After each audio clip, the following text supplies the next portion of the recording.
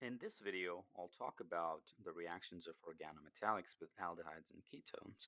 And primarily, I want to talk about the reactions of organolithium, so something like RLi, the RMG, Br, and even the organoacetylides, I can say, so something like CH triple bond C with an Na here. So at the end of the day, I'm getting an R within a negative charge from the organolithium, getting an R within a negative charge from the Grignards, and again, and a carbon within a negative charge from the organoacetylide. So all those, all of them, they have a potential to do an addition reaction with an aldehyde and a ketone.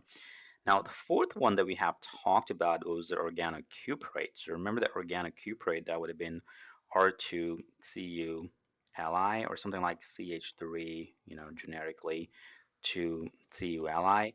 This one is not reactive enough.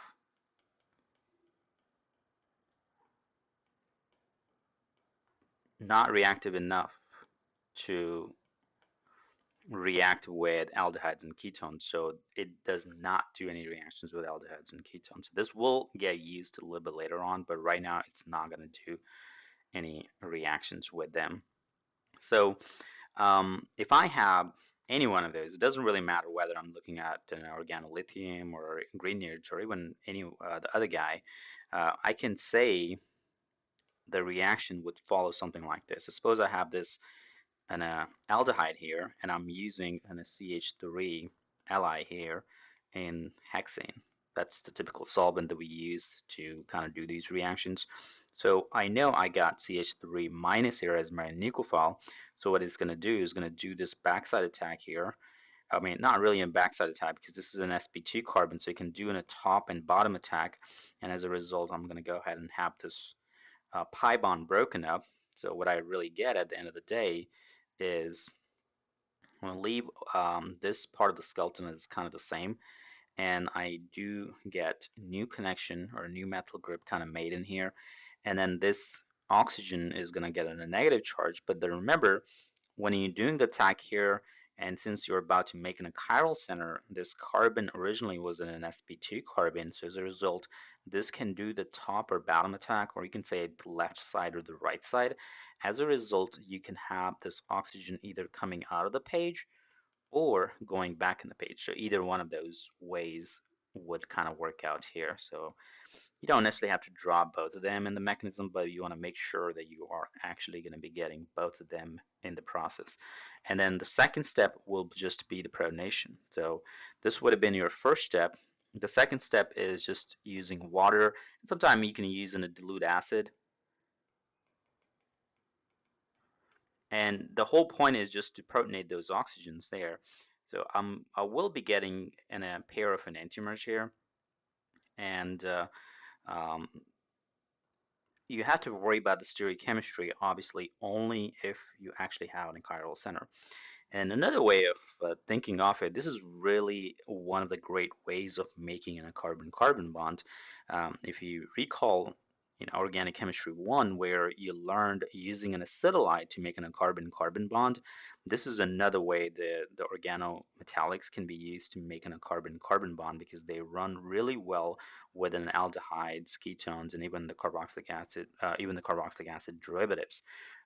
So you kind of an extend in a carbon chain in this particular case. So if you designing a synthetic path for in a molecule where you see the number of carbons has changed from the reactants to the products, you want to think somehow, somewhere you have to make a carbon-carbon bond, and this is one of the good ways of making a carbon-carbon bond using an organometallics. So whether I have used organolithium or the Grignards, they both will do the same thing in this particular case. So that's why I said earlier that a lot of reactions that the organolithium and the Grignards, they actually do the same one. So there's not much of a difference in there. So let me take another example. And suppose I have, in this case here, um, I'll possibly use, let's say, this one now. So in the first step, that's with the ether. So what I'm really getting here at the end of the day is an ethyl with a negative charge or an ethyl carboanion here. So I can have this doing the nucleophilic attack on that carbonyl carbon, and this is going to break off here. So remember, this is in a ketone here. So then I can have this coming out of the page and into the page. So I would have this new bond kind of connected here. And since you have four carbons, I can have this kind of coming out of the page and going back in the page kind of thing. So you can have something like this, where my oxygen would be going back in the page. And you can also have the other way. So you still be making a pair of enantiomers here. And I can just write down plus an enantiomer here. But then the second step, obviously, again, going to be the workup step, and that using water or even something like dilute acid just to protonate that oxygen. So that was the whole purpose of using the workup step, just to kind of make sure you're not leaving anything within a charge. Okay, so that's how we get.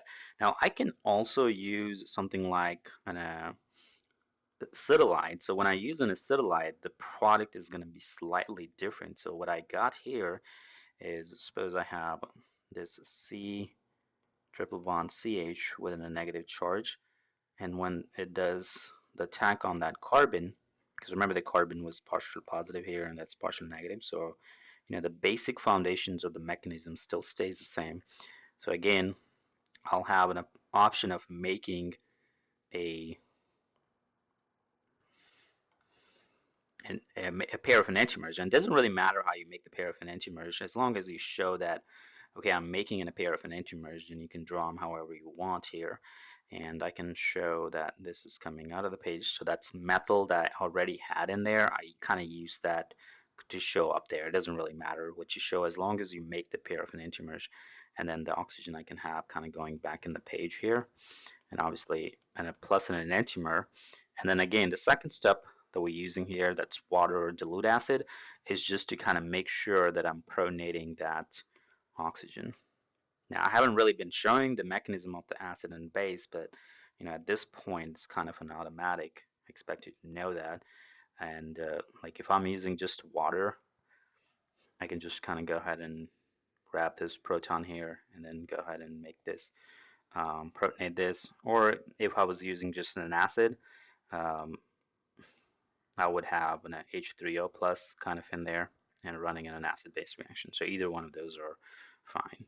So at the end of the day, just to kind of summarize, make sure you know that the organometallics is like one of the great ways of extending the carbon chains, adding carbons onto aldehydes and ketones function groups, and not only to the aldehyde and ketones, but we'll also talk about like esters and acid chlorides as well.